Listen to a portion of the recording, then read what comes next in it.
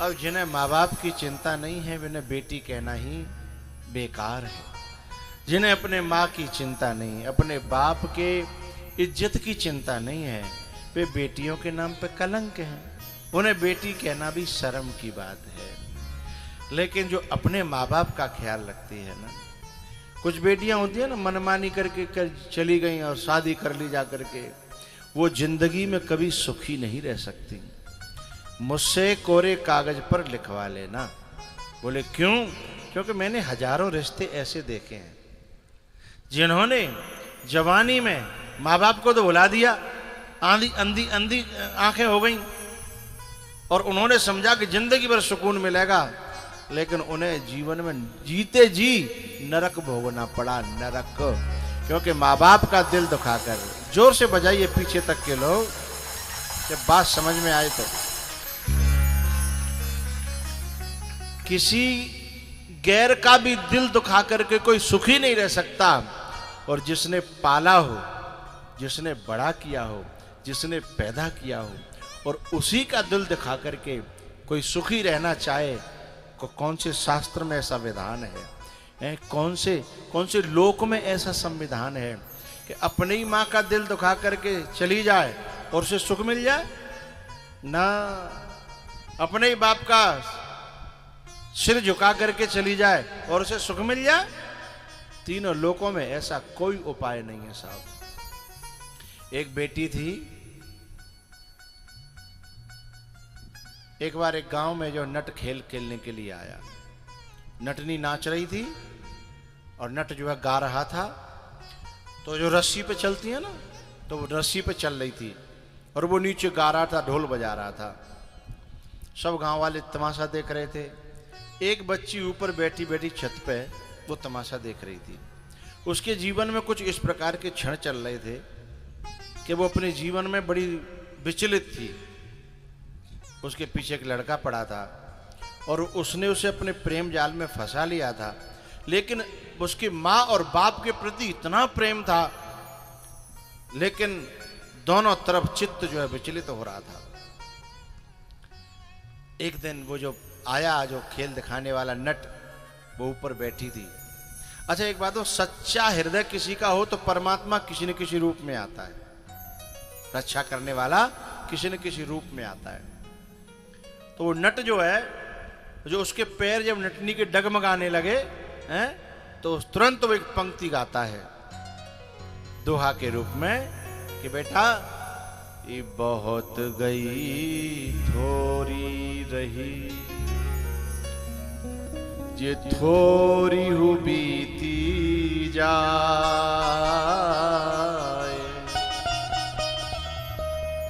ताल भंग मत होइयो, नहीं कुले दागो लग जाए, ताल भंग मत हो। वो बेटी रो पड़ी छत पे, जो कि माँ बाप के प्रति जो उसका जो सम्मान था, जो प्रेम था, वो उमड़ पड़ा। क्योंकि वो कह तो नटनी से रहा था, लेकिन बात उसे अपने जीवन से जुड़ी हुई महसूस हुई। उसके दिमाग में ये गूंजने लगी कि ताल भंग मत होइयो, नहीं कुले दाग लगे जाए,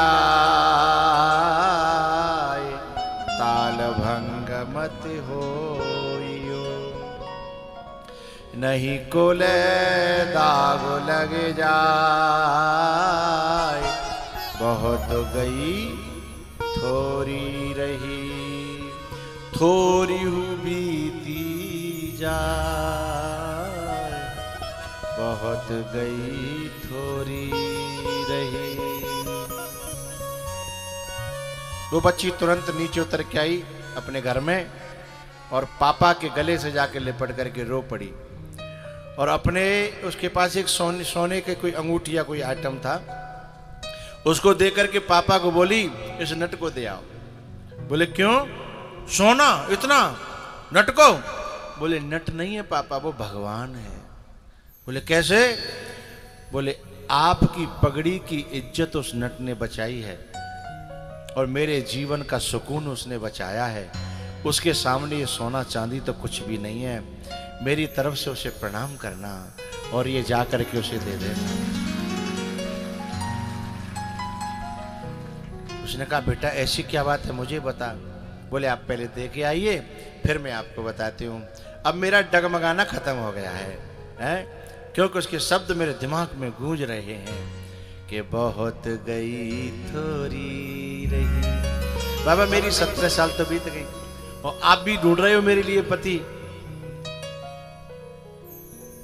अब समय कहाँ है मेरे पास।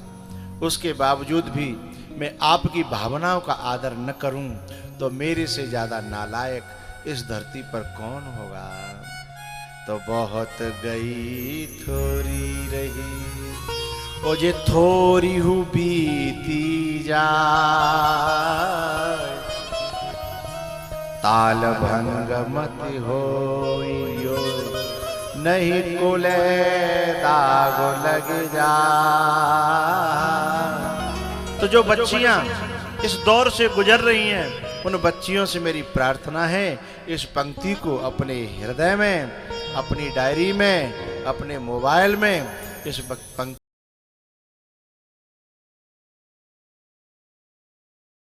बहुत गई थोड़ी थोड़ी हो बीती जा, ताल भंग मत हो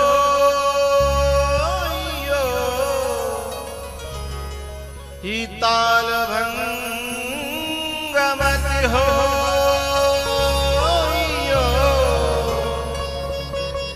नहीं कोले दाग लग जा।